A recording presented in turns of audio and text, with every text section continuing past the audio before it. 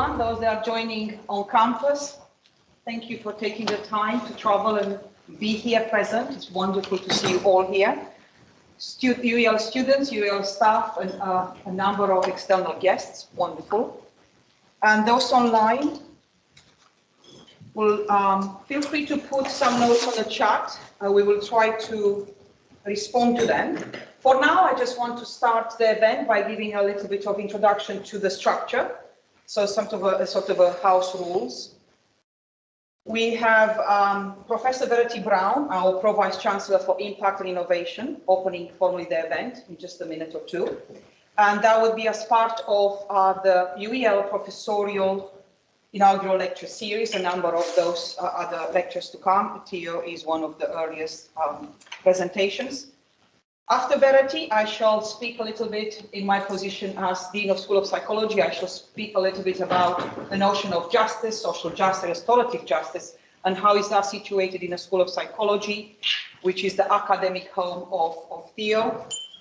Then our Professor Theo Gavrielides will give his inaugural lecture. This will be recorded, and then we'll use that later for the forensic psychology program and so forth. After that, we shall have a panel. Exciting to see the people on the panel. If you see there, if you can see on the slides, we have Simon Israel. Then we also have two colleagues from our own Office of Institutional Equity. More on that later. And then Theo and a colleague from the Restorative Justice for All. That's lovely, thank you very much. So, an inaugural lecture is a really significant moment in the life of an academic. This is the first time that they will speak to their colleagues, to students, and also to their family and friends and the general public about their work. And it marks an extremely importance there where we celebrate them becoming a professor of this university. So it's fantastic to welcome Professor Theo here today. And this is just in case you didn't know where you were. And I'm sure you saw the books downstairs. So there you pick up the flyer and you can have a 20% discount on the book that was finished during lockdown, about which we're going to be hearing more just later. So as Aneta mentioned, this is the first in a series of inaugural lectures. We actually have quite a few professors that have never given an inaugural lecture, and so we're trying to work through them. And so in the next couple of weeks, we've got the first three. Today, of course, we have Theo Gavrielides, Professor Theo, who will be giving his talk, and I'm now going to pass over to Aneta. It was very, very important to have Professor Verity Brown formalize this moment, the moment where the professorship is celebrated. So, well done.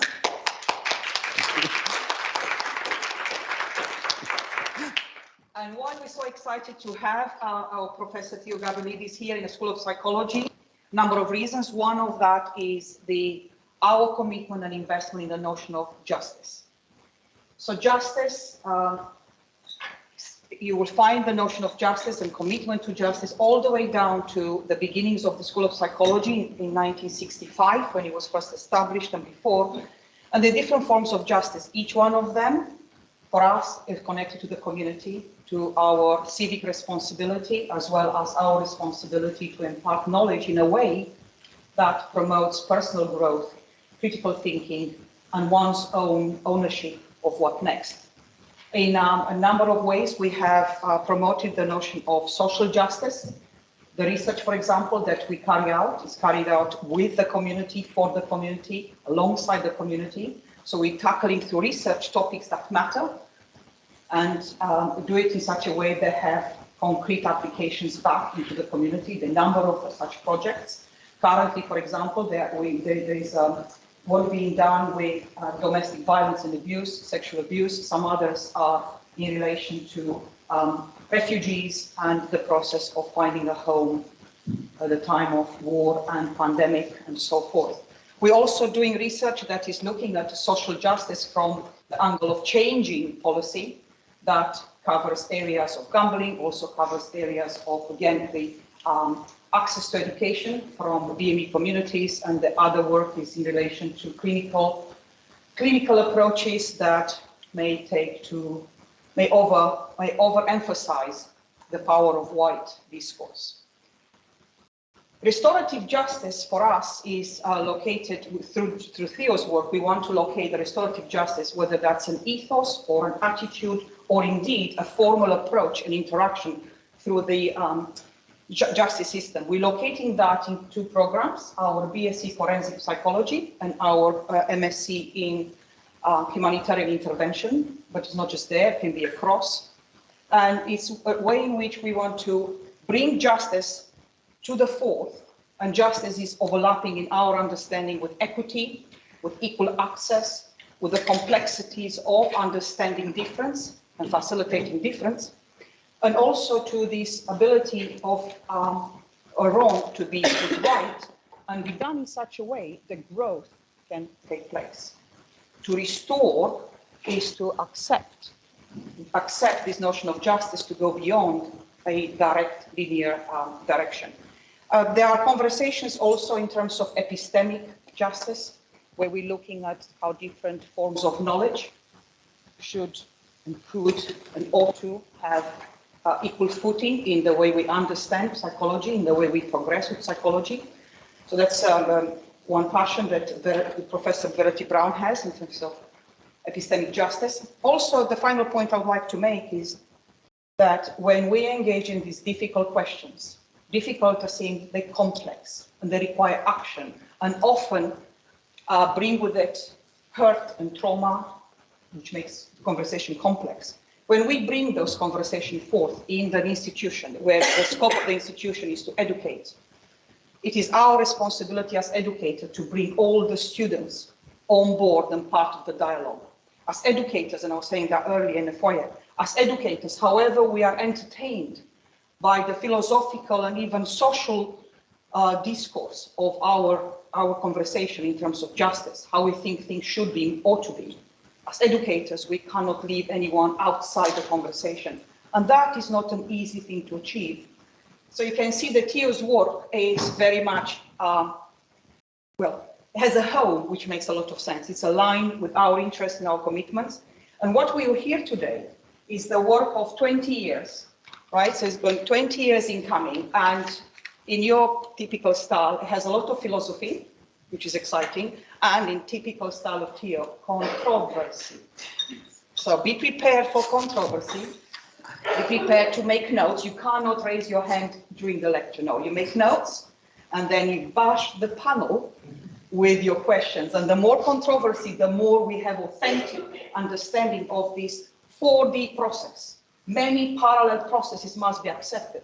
There is no one static picture. So over to you, Theo, and let's enjoy your lecture. Thank you. Good evening, everybody. It was very unusual for me to feel nervous giving a lecture, and I couldn't figure out why I was nervous. And then on the way to the train station to come here, I was walking with my family and my 11-year-old, and he said, well, I asked him, do I look okay? And Tommy, in his usual way, he said, yeah, you're fine. Dad, what do professors look like?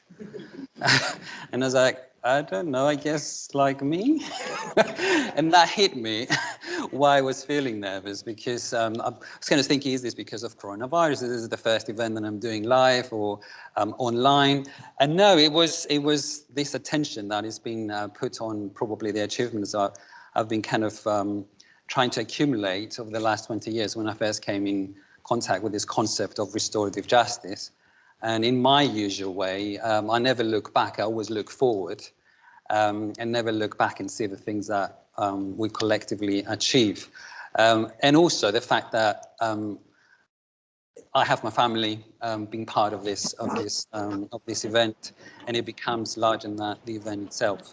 And I hope that the book and this work gives us the chance to start talking about things that I feel we haven't discussed in this country and outside of this country.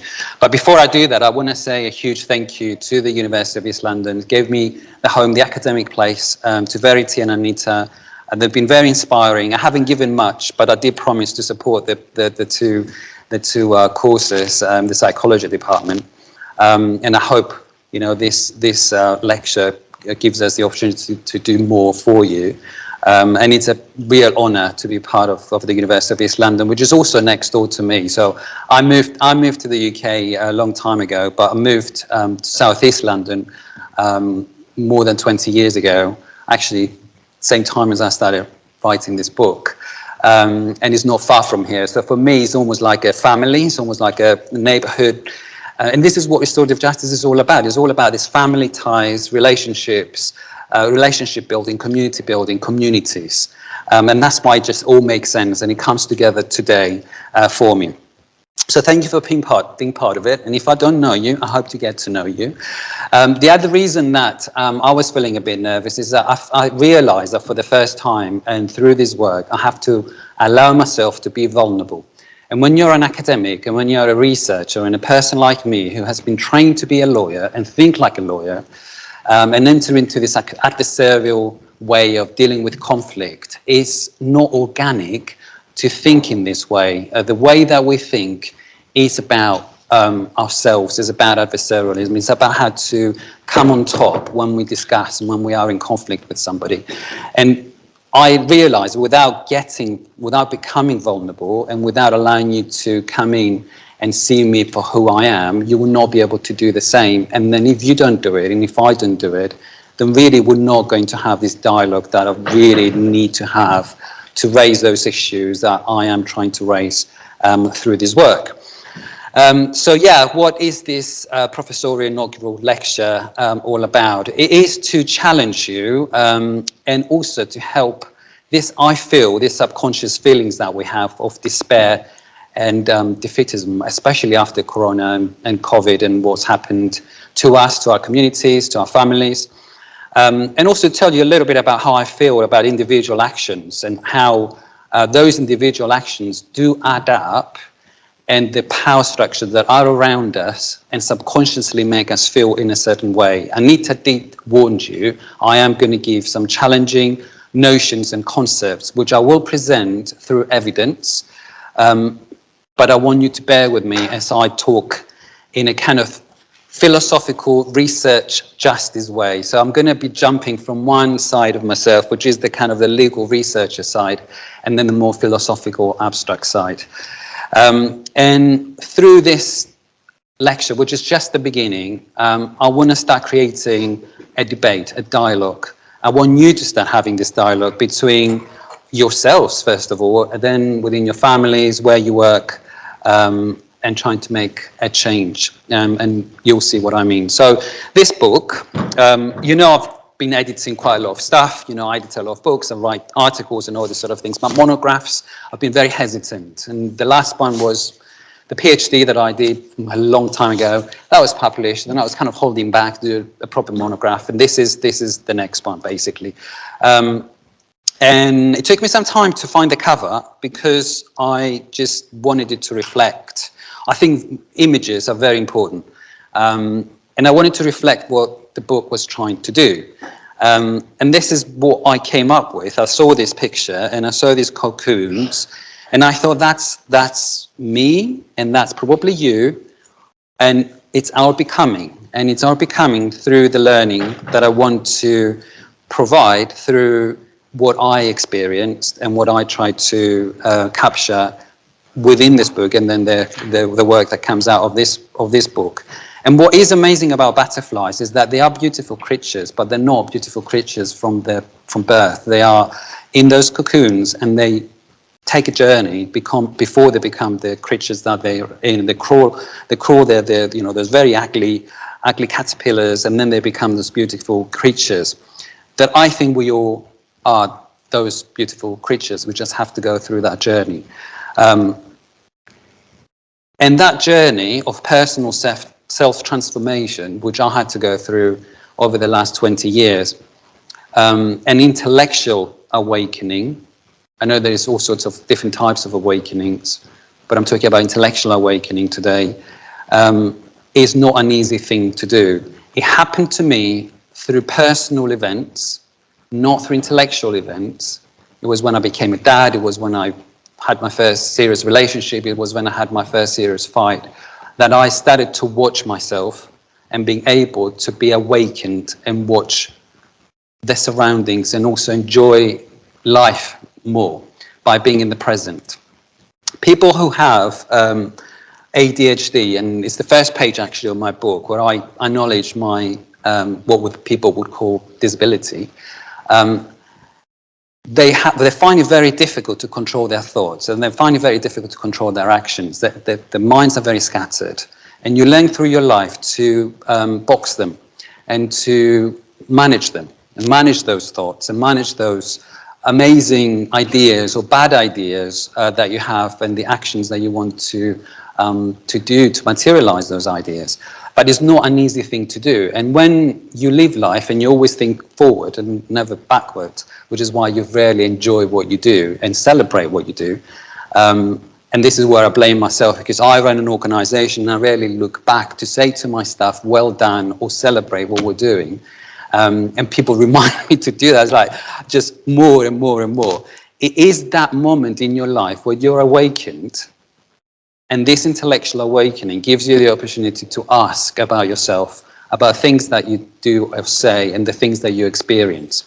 And that was the trigger where all these things that I was writing and thinking and verbalizing helped me to put them down into a collective piece of work. And it was just this thing that was kind of bothering me, because I set up 2 organizations, 2 charities. I was doing all these writings, I was doing all these things, all these projects, traveling, and then it's just this feeling that just was bugging me, and I couldn't see what it was. And I'm going to try and explain it to you by using this table and justice test. And if I ask you to close your eyes and think of something that has 4 legs and a top, you would see a table, right? And if you put on Google table, the reverse, it will give you this thing that has 4 legs and a top, right? If I ask you to close your eyes and think of justice, most people would think of Themis. They would think of the goddess of justice holding the sword and the scales of justice. Or you'd think of hands together, or people around in a circle, things like that. And again, if you put justice in Google, it will give you these images. Try it with your phone. It will give you those images. It will not give you, and this is the weird thing that then decided to kind of help me to think about this thing that was bugging me. It will not give you prisons. It will not give you courts. It will not give you lawyers, ministries of justice, all these sort of things. You will not think, when you say justice, you will not think of those things, right? And yet, when an injustice happens to us, we think of prison. We want people to go to prison, right? We want this punishment. We want that, We don't think of that. We think of that. And that started to kind of help me to think, why are we thinking in that way? And Foucault answered that a long time ago through his book, Discipline and Punish, The Birth of the Prison, about power and control. And it is this subconscious behavior that is being gradually, slowly, and silently, that is being developed within our brains and within our hearts for a purpose. And that purpose is to control the sense of justice and our expectations of justice. Because if that can be controlled and if it can be directed, then reality can be manipulated. And without this manipulation, there can be change. And change is a threat to the status quo that leads to power abuse and inequality. And within that sentence, you can see where I'm going with this. And many other people said the same thing about ingrained, subconscious acceptance of the status quo. You can see Malcolm X and other quotes there. And this becomes even more timely and more topical after the COVID-19 era, and I think it's just going to get worse. And that's just because we've got financial, social inequalities being developed further and further and further. And these dependencies that are being created allow the control, because without the control, the status quo will change.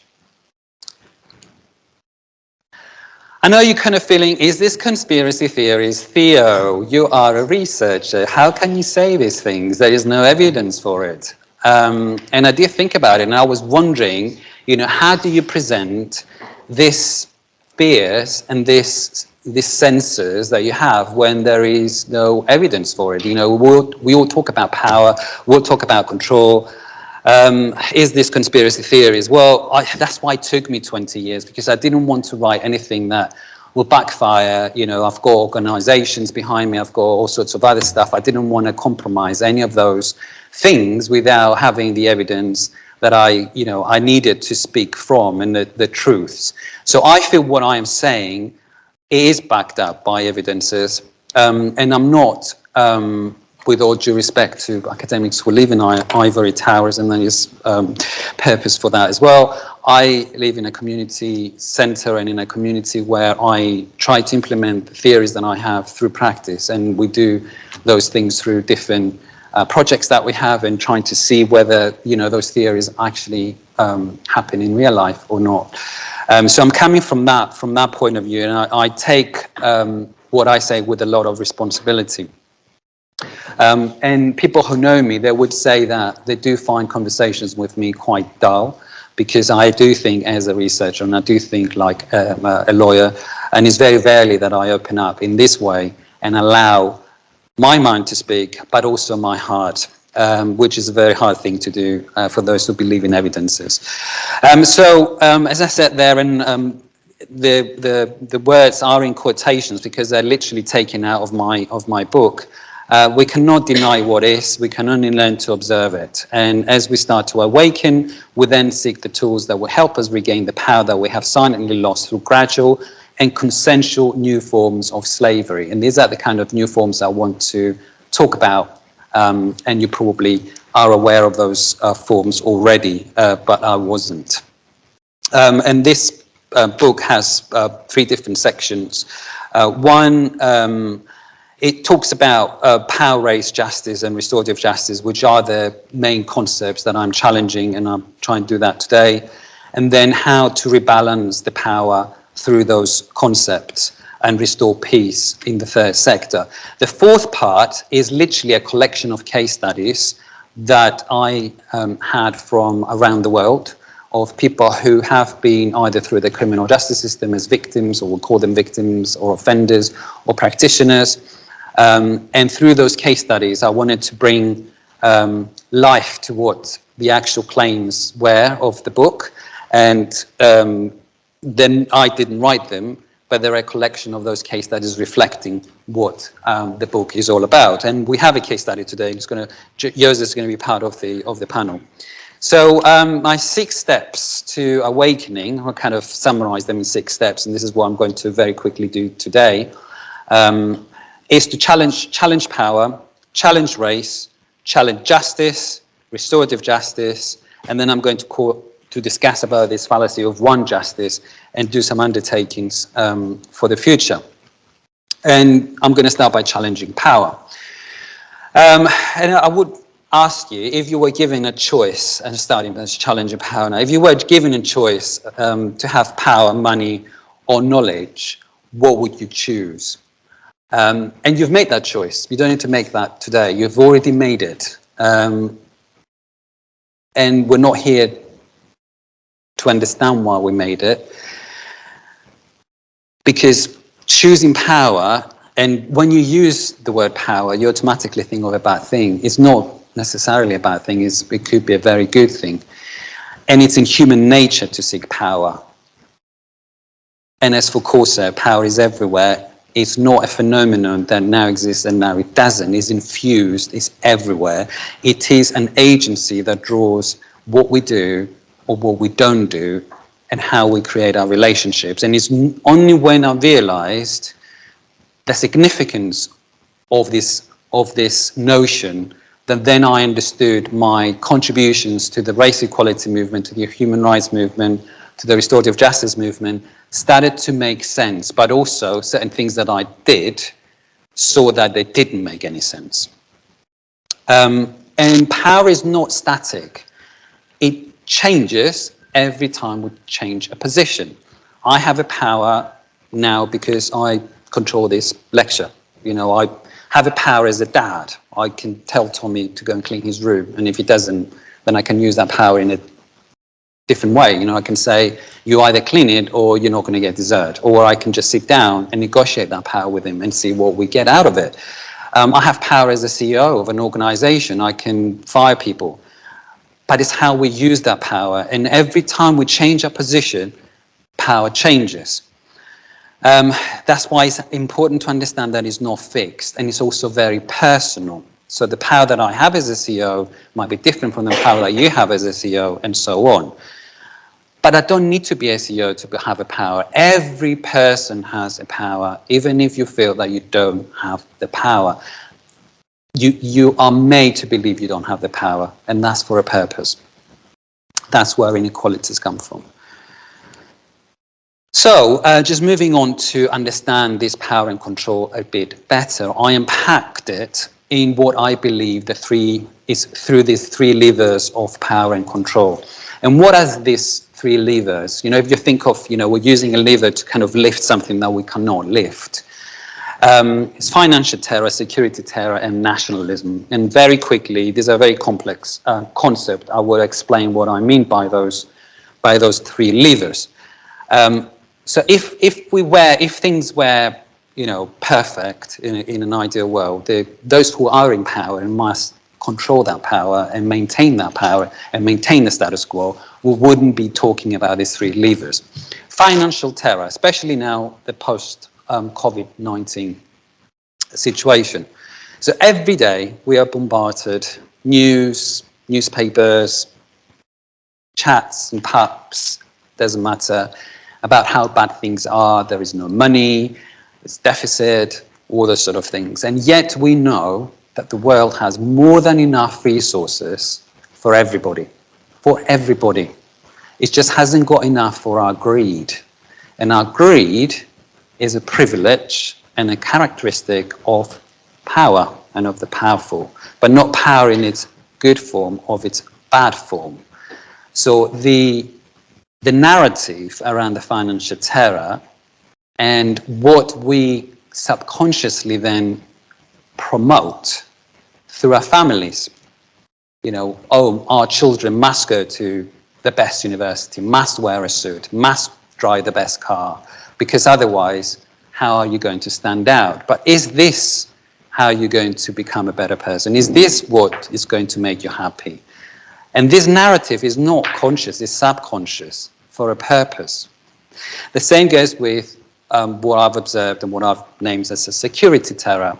And it's not just about September the 11th and what came after that, which was a very important moment, is when we all started to accept that our human rights can be compromised because of security and because of what happened, and one thing led to another. And actually laws in this country and in America changed because of this security fear. And then I asked, I was looking at statistics.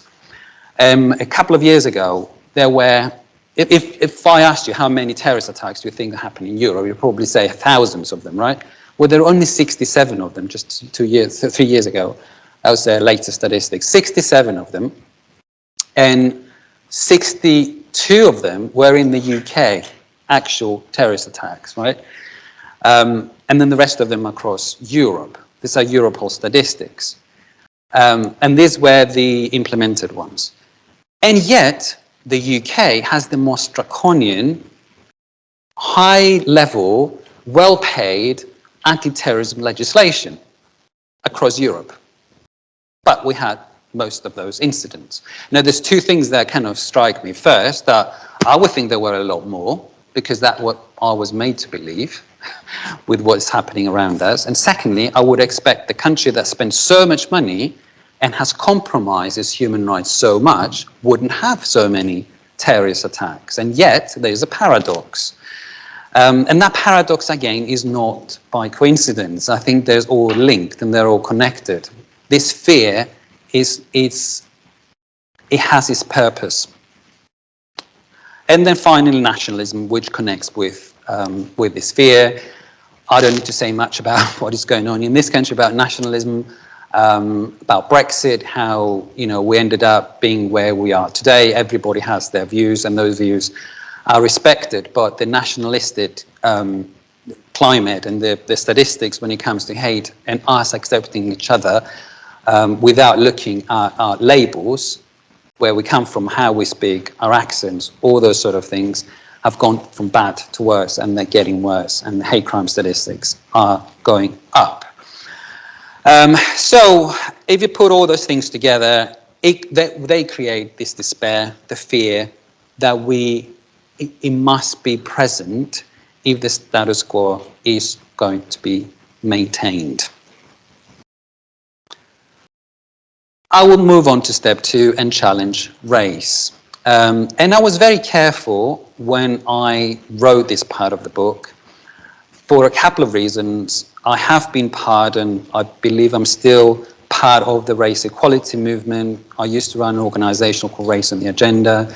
I saw how the big contributions that the race equality movement has made, not just to the race equality strand, but to all equality strands. And when you unpack the discussion, I think in this country actually we're a lot more progressive in unpacking that discussion, but there are other places where those discussions are very difficult to have. And that's why I was very careful when I was engaging with this debate. But I feel if I don't challenge this concept, and if I don't challenge how I felt and the experiences that I had, I would not be doing justice to what I said I would do. And I think the first sentence is kind of summarising what I'm trying to say. Because if everybody had the same choices, if everybody had the same power, if everybody was born, you know, in the same family, in the same place, we wouldn't be talking about racial differences, which they are the human divisive constructs. They are constructs. They don't exist. They have been created to serve a purpose. And that's why I use, not just for this book, but for any work that I do and I'll be doing in the future, race in an analytical and sociological context, and not in all the other kind of interpretations, including the biological interpretation that, you know, certain people use for the word race. And what I'm interested in is in these power structures that the term is infused with, the power structures around it. And here are the 3 realizations that kind of helped me to unpack a little bit my understanding of race and race equality, and how I see the slavery being alive but in a different form. And I think through those realizations, 3 realizations, I also see the 3 doors to awakening and the ways to reach and restore justice. So realization number 1, that slavery still exists. It exists in new forms. And it's not the traditional form, and I don't know if you can see it here, it's kind of a table which I've taken from Bales, who has been criticised, and I don't agree with his work, by the way. Old slavery, new slavery, where you kind of have legal ownership asserted, the legal ownership avoided, high purchase cost, very low purchase cost, and so on, low profits, very high profits. This is kind of the comparison between old slavery and new slavery. And what is this new slavery? Which, you know, some people will find it very hard to accept, me being part of that as well. I'm taking an example of migrants and how migrants are being used in this country and other countries. Cheap labour, for example. And while we're not interested in the ownership of the person themselves, and while we're not liable for taking care of that person in the form that in the old days you would take care of the slave, or own the slave, or pay for the slave, these new forms of slavery provide almost the same service, but in a different way. They give a very short-term relationship opposed to a long-term relationship. Slaves maintain, slaves disposable. Get rid of them, get new ones. You know, you're not stuck with them. You don't have to kill them. You don't have to do all those things that you used to do. Ethnic differences were important. Ethnic differences here are unimportant. And these new forms of slavery is very, not just hidden and subconscious. Our slaves don't want to say we're slaves. Who would say that they're slaves? It's just that if you say that, it's an insult. The question is, are we slaves? And that's the question that I want to ask and raise. And have this uncomfortable conversation. Realization number 2, disadvantaged thinking. If you ask any first-year psychology student, what do you need to succeed in life?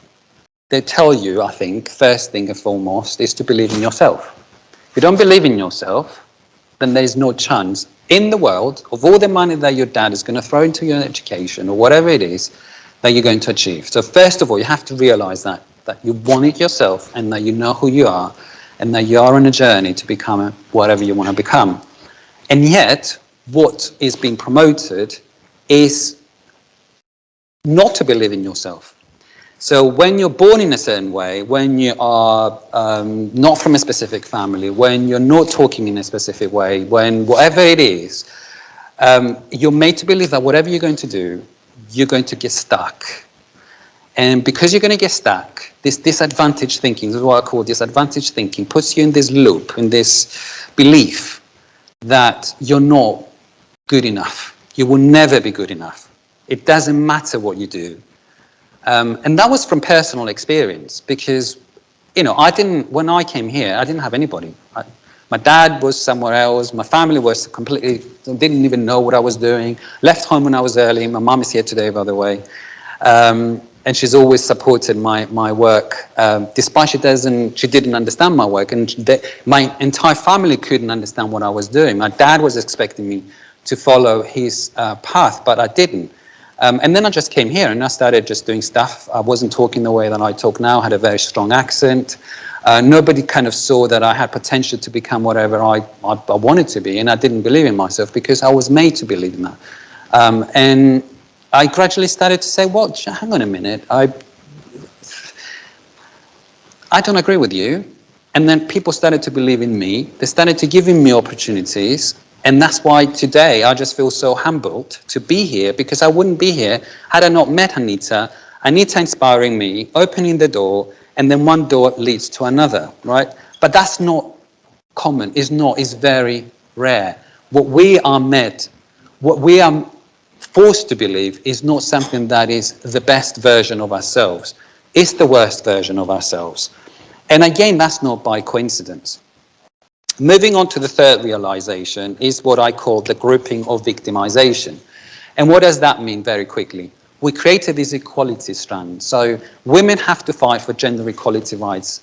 Gay men have to fight for gay men's rights. Disability rights. All these little groups of victims. And I saw it myself when I was working on the Single Equality Act. Which was bringing at the time all the different equality acts together, Disability Act, Race Equality Act, all those different acts together. And I was working with different campaigners to kind of bring everything under one roof. And everybody was competing against each other. It's like, no, the Race Equality strand has been doing this for 20 years. And this is a new strand, and this is another strand. And this kind of created conflicts between different equality organizations, different equality strands, different movements. But why?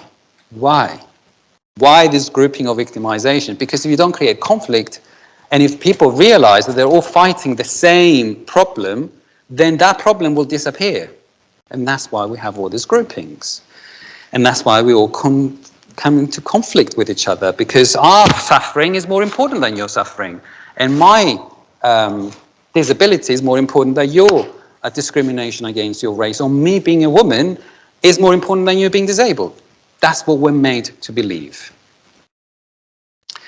And as I said there is realization, but when there is realization, then there is resistance, right? And that's when I started to resist. And that's when I started to become radical.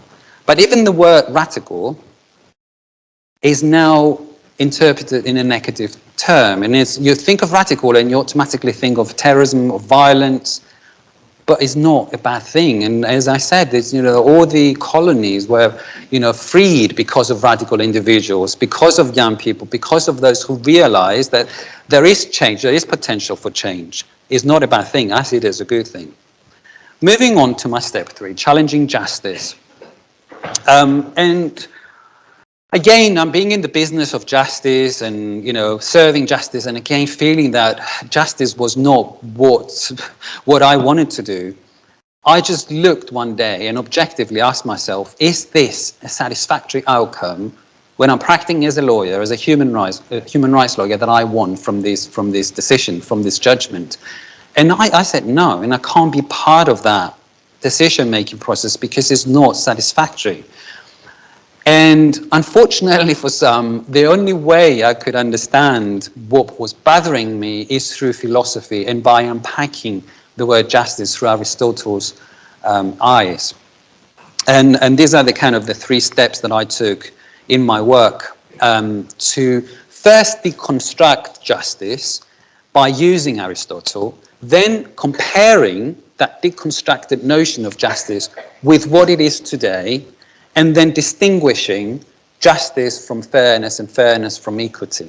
And again, I'm not going to do justice to all these very complex concepts, but I will try and give you a bit of understanding about all those three kind of processes that I went through. And deconstructing justice. So for me, when I had to go through this understanding, I had to go back to basics and ask myself, what was the original way of delivering justice? And what was the organic way of responding to harm, for example? And that's when I realized that actually the way that we deal with conflicts and what we call crime today was a very modern thing. It was only after the Middle Ages that we legalized and we entered into justice and criminal justice processes, and through the law tried to address injustices.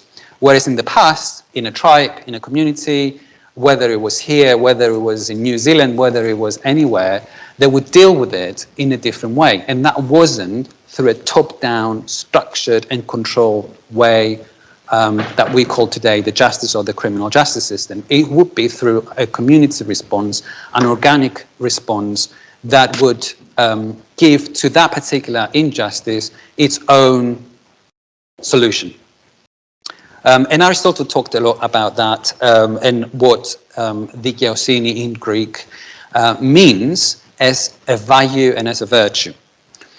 And then when I compared it with what we have today, the courts, the media, how it's been presented and how it's been accepted as a notion, as a kind of McDonaldization version of justice, I wasn't happy with it. And the pure form of justice as it was described then was just not reconciling with what I was experiencing. And me being part of that machinery as a lawyer just didn't sit with me very well. It's like, I'm part of this. I'm you know, I didn't realize that I was part of it.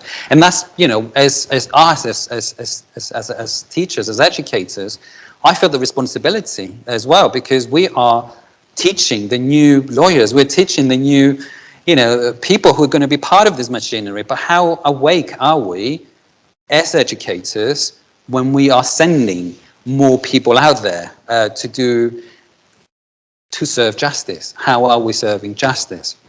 And this takes me to the distinction between fairness and equity. And Aneta, we're talking about the new department here for equity that we're going to talk about. And I was very pleased to hear that, because not too many people know about equity. And equity, usually in legal terms, it means something specific, which is quite actually boring. I found it quite boring when I was studying law. It's all about contracts, but it has nothing to do with that. Aristotle talked about equity, and this is where I found hope, actually, in this notion, in this very specific type of justice. And equity is all about, I'll take a step back. I believe injustices happen at a very personal level. You know, you can talk about an injustice, but unless it's relating something to you, it won't mean anything. It's very specific. An injustice is something very specific. It's something personal. Vice versa, true justice must respond to that specific experience. It cannot be vague. It cannot be addressed through an abstract approach or through, let's say, a general court order that the victim even didn't take part, you know, to reach that order. In criminal cases, as you know, victims are not part of the criminal justice process. Offenders are not really part of the criminal justice process. The state is representing. And if you are called as a victim, you're called as a witness. But how specific is that? How specific is that solution that is provided by the court? And equity, Aristotle said, provides that particular specific addressing that imbalance that happened through your experience, your personal experience, and provides that balance. That is the focused type of fairness, and that's the difference between that and justice as the form that is provided through the law. Now, don't take me, I'm not an abolitionist, you know, that we moved on from 34 years ago. I'm not saying that the law is not needed. The law is very much needed. It provides the general framework. Without the law, society will collapse. Let me just make that clear. But that doesn't mean that there is another form of specific type of fairness called equity, and that is the very pure and very difficult type of form of justice that if we achieve, then I have seen in my work the mediation, the family group conferencing, all the very specific types of justices that we provide by bringing people together and by finding the solutions themselves, what gives back to them, the sense of justice that gives back to them, the feeling that gives back to them. And I'll give you an example that I just didn't even think about when I was doing this or when I was writing the book, which you might find controversial. It's got to do with domestic violence, especially domestic violence that relates to a man and a woman. And I was doing this project on domestic violence and bringing a man and a woman who have been through years and years of abuse, domestic violence together. And people would say, how can you do that?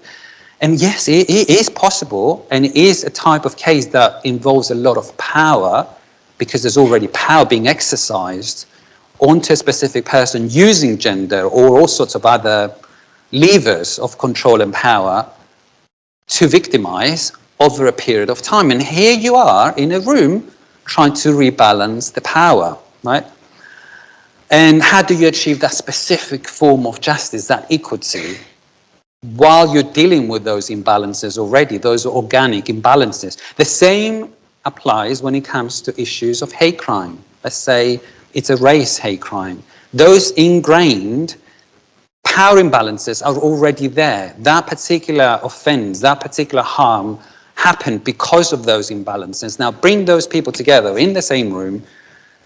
What do you have? My God, like, okay, it's already dodgy when you have like a very easy shoplifting, or, you know, a young person just took a Mars bar, and here you are, you're putting them in a room to understand what they did. That's kind of the most basic restorative justice meeting that you have. But then you have this sort of cases, right? And that's where I think the power of this sort of processes of trying to achieve equity show. And this is where actually the real justice and restorative justice happens. And this is also what people who have gone through it have said. So the more complex the case is, actually the more opportunities you give to show the power of equity and of the processes that can lead to equity. But I do repeat, the law is also necessary. So moving on to now challenge restorative justice. And people would think, they would read my name and think that I'm a campaigner of restorative justice. Other people, and I'm talking at the Restorative Justice Consortium next week, is the Restorative Justice International Week next week. In fact, we're doing this as part of International Restorative Justice Week. They have said that I criticised a lot the movement, and there've been a lot of stuff about, you know, what I said about restorative justice, good and bad. I sit in the middle. I don't see myself as an advocate. I don't see myself as an adversary of restorative justice. I see myself as a researcher, and I think my job is to look at the facts and speak from the facts. So this is where, in this work, which, as I said, just collection of different things that I did and wrote, I challenge restorative justice, and I take responsibility for some of the things that have been said about restorative justice as being a panacea, as being, you know, the best form of justice, and, you know, the solution for everything is going to cut down crime, is going to resolve all the financial issues in the criminal justice system, and so on.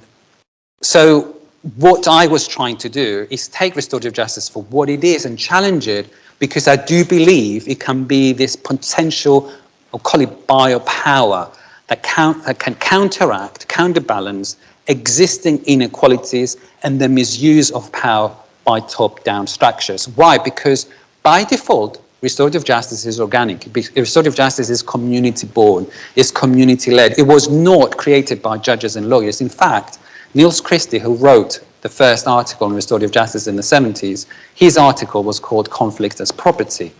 And what he meant by that is that parties taking conflicts back from the lawyers and managing them themselves. The restorative justice was created by victims, by offenders, by practitioners. It was an organic reaction to injustices. And that's why I felt it is that biopower, that organic power that could provide the hope for countering the injustices that we're feeling. Why? Because justice is now, 99% of it, managed and administered by the top-down structures of the justice system. So if restorative justice can provide that bottom-up approach, then there is hope. So I wanted to challenge it in that way and see whether it has the theoretical, the philosophical, and the practical potential to do that. And then is when I started saying, when I was in those rooms of meetings, that actually restorative justice has those things, but us as a movement, us as academics, hasn't actually provided the right tools for restorative justice to be viable, yet has the potential, but to be viable, to be that powerful source that could counter those injustices and the inequalities that we're experiencing. And why is that? Because any tool like restorative justice becomes morally problematic. Why does it become morally problematic? And this is where kind of my big philosophical arguments come in. And I will move on and talk about pain and restorative pain. I don't know how many of you have heard the term restorative justice, whether you've been in a restorative justice meeting, if you ever came across this concept, but in any case, you do it every day. You do restorative justice every day. It doesn't need to be in a criminal justice context. But usually what you have in a conflict situation is two parties who have been harmed, something happened to them, or just feel an injustice. As I said before, the example with the room, the untidy room. But I'll give you an example that kind of stuck in my head, and it was it was many years ago. I was in Canada. It was this very rainy day, and I promised to go to a prison and visit 22 prisoners who were serving life sentence in Ferndale prison, just outside of Vancouver. And I was like, okay, I'm just going to go see what this is all about. It was a circle. It wasn't meant to reduce their sentence. It was a circle that they were having to be part of a restorative justice process and increase their awareness around the harm that they caused. And it was just facilitated with our purpose. Usually you would have surrogate victims coming into these practices who would share stories that might be similar to their stories. So these people were either rapists or murderers. So we have a family of somebody who has been murdered or a woman who had been raped, and talk about their experiences. And through those dialogues, they kind of increase their awareness, right? Anyway, so I went along and I went to this circle, which was just before Christmas. And as you can see, I'm quite small. So these were kind of very big guys, tattoos, very kind of, like, oh my God. Walked in, obviously Canadian, some was kind of with a dodgy accent. I don't know where I came from, why I'm here. I wasn't there to facilitate, I was just there to observe as a researcher and understand what's going on. And it was actually Restorative Justice Week, so it was the same, so plus 1 week, 7 years ago, funny enough. So we sat in a circle, we introduced ourselves, and then we started going around, and then we're telling that story. And this man, long beard, I think he has, I can't remember how many rapes he did and how many convictions, but he was serving a life sentence. And he said, literally, he was giving his story, and then he started saying, and started crying. He was saying The only thing that I'm really, really sorry about right now is that my mum has cancer. She's going to die, and this is her last Christmas, and I'm not going to be with her. She hasn't got any children, and I'm the last person that is going to be, but I'm not going to be with her because I'm here. And she doesn't deserve this. I did this to her. And he started crying. One thing led to another. People opened up, and then they started saying similar stories. And then I started to cry, and I said, it's my similar stories. I wasn't there to be in prison, but I started sharing my own pain and my own story. And then it hit me, and I felt there was a lot of pain in that room. But that pain was a different kind of pain. It was a very constructive pain that was recreating the person.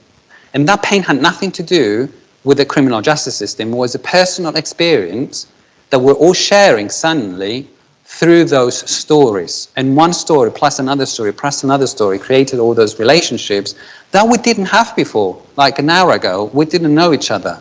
And yet, I was feeling his pain, he was feeling my pain, and we all felt connected through that pain. And as I said, this was done in there are different types of practices in a restorative justice circle, and those practices follow certain principles, certain steps. There is the keeper of the circle, there is the talking piece, all these sort of principles that we had to respect, not to talk over each other, you know, not to use certain language and all this sort of thing. So it was done in a kind of structured way and led to this, it generated this constructive pain, which then started to trigger in me. I started to understand why restorative justice could work. And it's because, and this is what I call the restorative pain, it triggers this pain that is the prerequisite for the transformation. It's the ingredient. You do a cake, you need eggs, you need milk, you need flour. It's the eggs. It is one of the ingredients that you need to transform and come out of it a different person. Why is that? And when I was trying to find the justification of it in my own philosophical way, and reading Aristotle and Nietzsche in particular, I found it in the word catharsis, which is a Greek word, katharsis, which means cleansing. And catharsis is the purpose for all Greek tragedies, or any tragedy, any theatre that wants to create pain, and through that pain transform the spectator, the individual who is watching, and come out through the cleansing that they experience. And that cleansing, that pain, is something that we are looking for, that we want, subconsciously want, without realizing. And that's why we watch these films. That's why we want to watch Antigone die. That's why we want to watch Oedipuus. That's why we want to watch these tragedies, and why we're drawn to this subconscious pain, because we want to come out feeling this catharsis. And this restorative pain, which I explained before as an example, is the trigger for the restorative catharsis.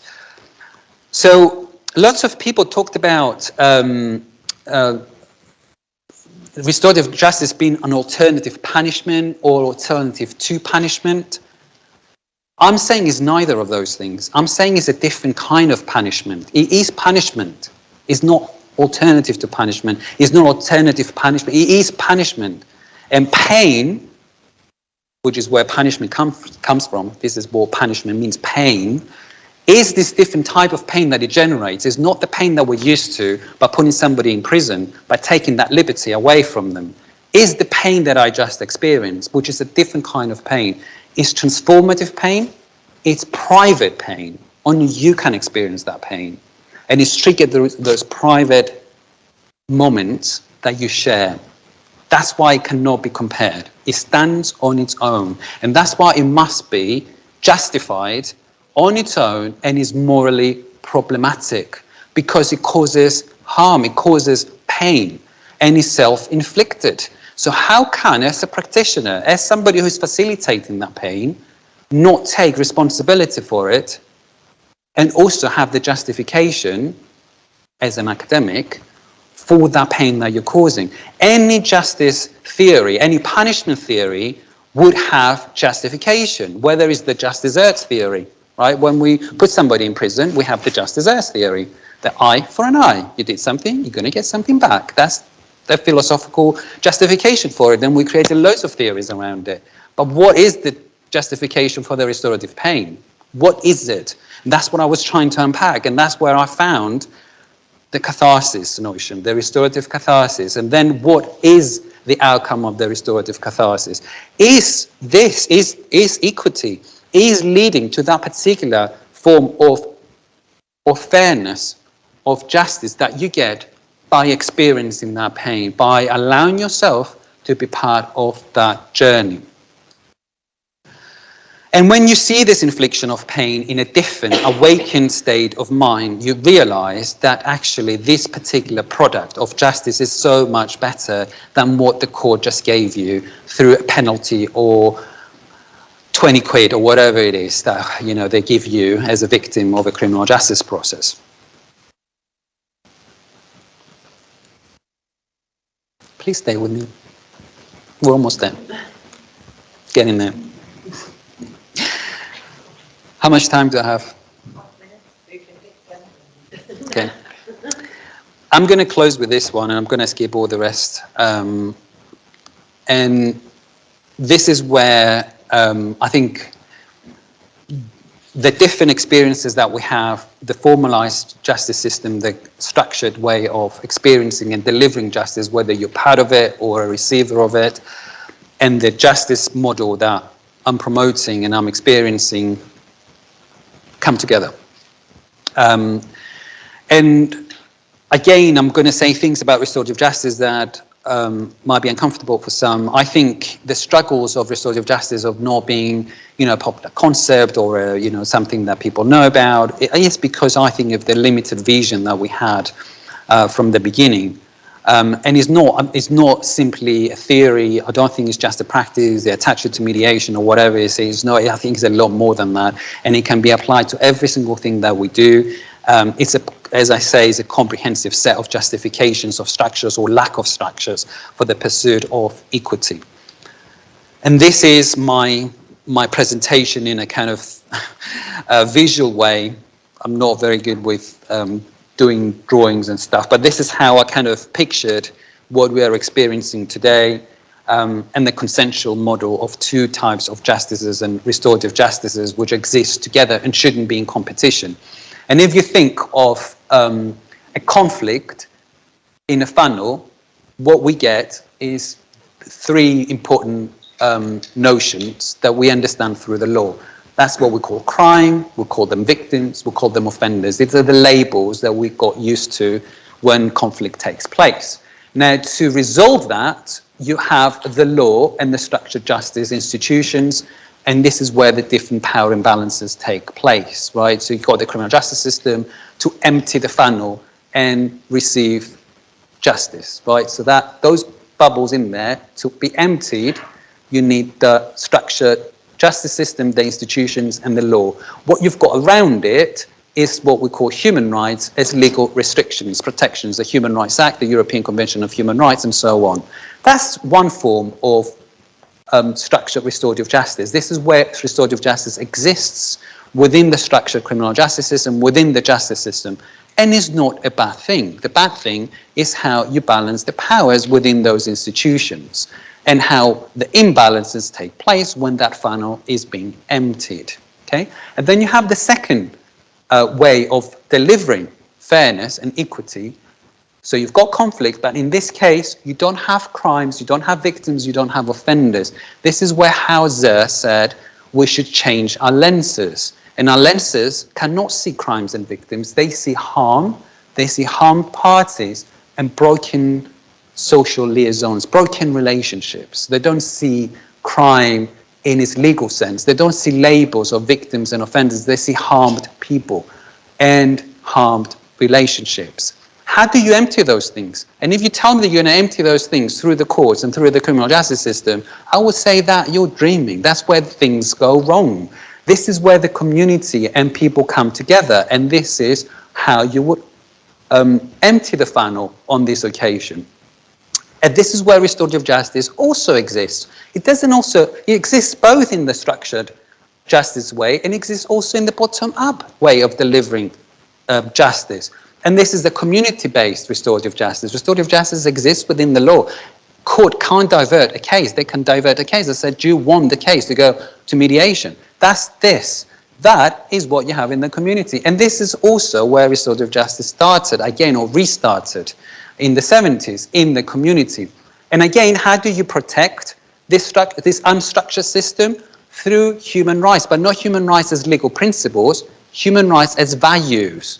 You know, if you ask somebody what is the most important thing for you, they're not going to say the Human Rights Act. They're going to say dignity and respect and fairness and equality. These are the values that protect this system, the unstructured system where restorative justice also exists. So by bringing those two things together and by creating a consensual model of justice, you learn to coexist. This is kind of my summing up of all the steps that we're finally having, the steps for the dialogue we're finally having. Power-raised justice, restorative justice, very quickly, just summing it up. Hope you had coffee before you came in here and you're not falling off your chairs. Power is everywhere, socialized and embodied phenomenon which is personal to you. In a society where there is no hope, civil rights are seen as luxury, survival comes first, and in the serving of our basic instincts, the vulnerable come last. It is naive to believe that the law alone can bring social justice and address inequality issues caused by power abuse. Moving on to race. By putting the term race in its analytical and sociological context, we allowed it to progress and indeed be used to address power abuse. Despite denouncing and incriminating slavery, slaves still exist in new forms, along with the groupings of victimisation that create divisions.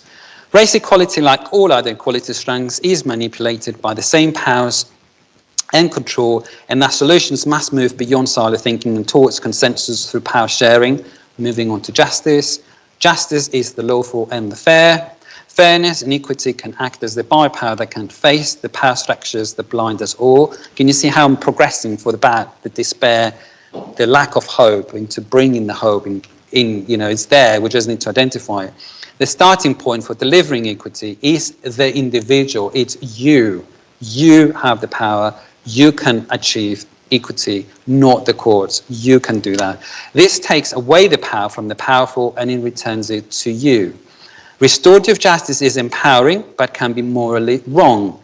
Thus, its practices can only be legitimized within a philosophical framework that has clear and attainable objectives. This is where we take responsibility. Restorative justice entails pain, but of a different kind, not the pain that we're used to. And the concept of catharsis is an essential precondition of restoration. I know I've run out of time, but I want to wrap up with this parable of the hummingbird. I don't know if, can I go online? Instead of reading it, if this goes online, then it will be a treat. Right. Here is the story of the great forest that caught on fire. The terrible fire raged and burned. All of the animals were afraid and fled from their homes. The elephant and the tiger, the beaver and the bear all ran, and above them the birds flew in a panic. They huddled at the edge of the forest and watched. All of the creatures gathered, except one. Only Dukduktium, the little hummingbird, would not abandon the forest. Dukduktium flew quickly to the stream. She picked up a single drop of water in her beak. Dukduktium flew back and dropped the water on the fire. Again, she flew to the stream and brought back another drop, and so she continued, back and forth, back and forth. The other animals watched Dukduktium's tiny body fly against the enormous fire, and they were frightened. They called out to the little hummingbird, warning her of the dangers of the smoke and the heat. "What can I do?" sobbed the rabbit. "This fire's much too hot." "There's too much smoke," howled the wolf. "My wings will burn. My beak is too small," cried the owl. But the little hummingbird persisted. She flew to and fro, picking up more water and dropping it, bead by bead, onto the burning forest. Finally, the big bear said, "Little Dukduktium, what are you doing?" Without stopping, Dukduktium looked down at all of the animals. She said, "I'm doing what I can."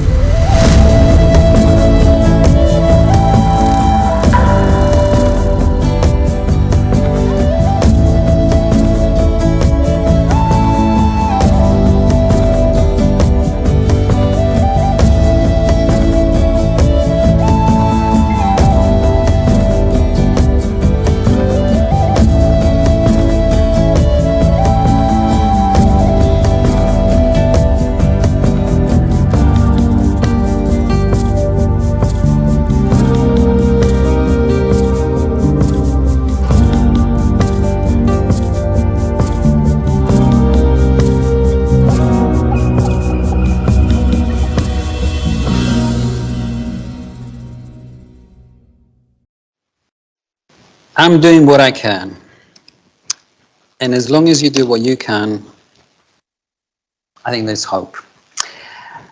I will leave it there. I'll say thank you very much for bearing with me. I'll say that there is more to come. Hope Aneta and Verity liked what I said, because I think that's what I'm planning to say for those two courses, as part of those two courses. So hopefully I didn't ambush you, and I hope that you have some questions and some points to debate. So thank you very much. Thank you.